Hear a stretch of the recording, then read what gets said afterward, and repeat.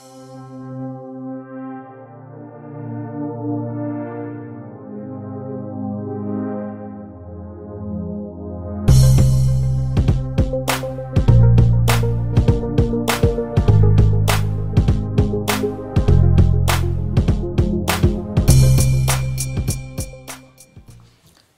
and welcome back to Redirecting. Apparently, the Department of Homeland Security says that Americans need to start prepping for up to 6 months without electricity. How many of us can actually do that? Anyway, there's a short article here. It says, in the new report from the President's National Infrastructure Advisory Council and published by the Department of Homeland Security, the government is urging the public to prepare for up to 6 months without electricity, transportation, fuel, money, or health care. Department of Homeland Security is warning that the electrical grid is now the prime target of terrorists. And it says Americans need to be prepared for power outages for up to 6 months. The report says that people no longer keep enough essentials within their home, reducing their ability to sustain themselves during an extended, prolonged outage. We need to improve individual preparedness. Now, we've been hearing these things for years, actually. This is nothing new, but this is a new report. Now, what my thoughts are on is that you should always be prepared. But unfortunately, today's society has actually been built around dependency. Many of us have come to depend on all of these things that we take for granted. Electricity, running water, heat. It's a number of different things that many of us, if these systems were to fail, we wouldn't be ready, we wouldn't be prepared.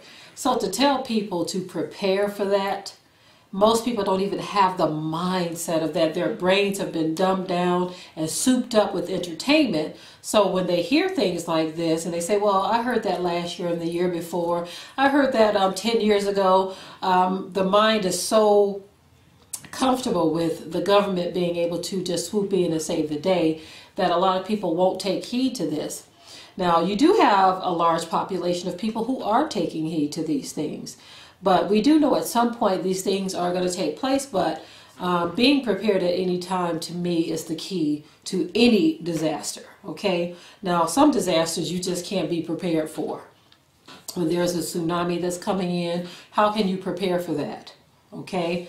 Unless you're living high, you see, but even with that, that's not going to assure your safety as it relates to services that you depend on if you're living high, like your electricity and all of that, even being able to retrieve food and, just a number of different things. But when we see these type of reports, we definitely like to stay on top of these things to kind of give you that shake up and that wake up call, because some people don't hear these things, don't even search out the information.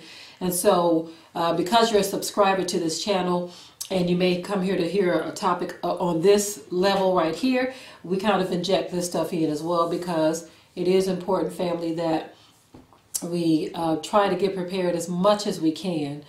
And it sounds, times right now, they just sound so very different than when I was coming up. When I was coming up in the 70s, you didn't hear about these things. I didn't have much fear at all. Of course, I was a child, so I wasn't going to pay attention to certain things. The most frightening storm I experienced as a child, I would say, would have been a thunderstorm, a lightning storm, But to hear these things that are taking place now, they are very frightening, okay? But it's not for us to be scared, but to be prepared. And knowing that these people have created so many enemies around the world, what must we do? We must prepare ourselves as much as we can, prepare our families, learn how to get close to others, that get along with them, okay, that would be willing to work with you when rough times come, because they are coming. And a lot of people are getting shaken in their faith.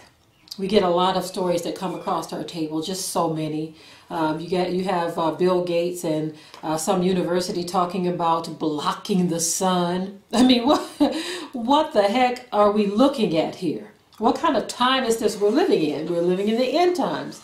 And so it's time to take heed. That's what I say.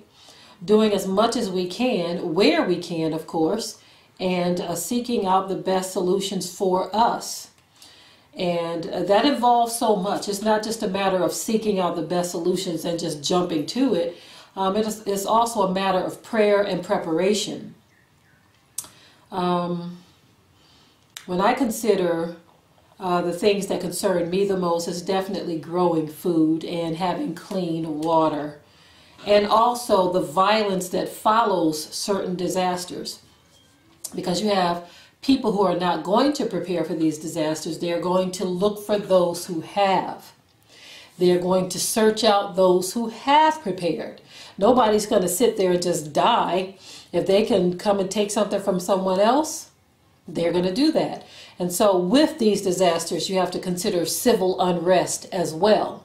And so with all of that being said, the time is now for preparation.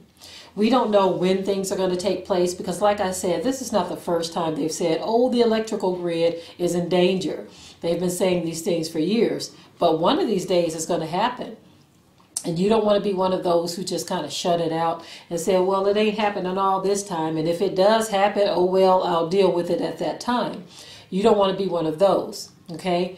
So my encouragement to you, especially those of you who don't really pay attention to these things, start subscribing to channels that talk about these things, such as Angel of the Apocalypse and Jason A. and others. Look at these things that are happening in the world, these disasters. Subscribe to some of these survival type blogs that actually blog about these things constantly. And they even tell you about different things that you can gather to prepare your family. You see, there is no amount of preparation that's going to be enough, but at least you want to get yourself partially there as much as you can. Okay, family? With that, I will say shalom.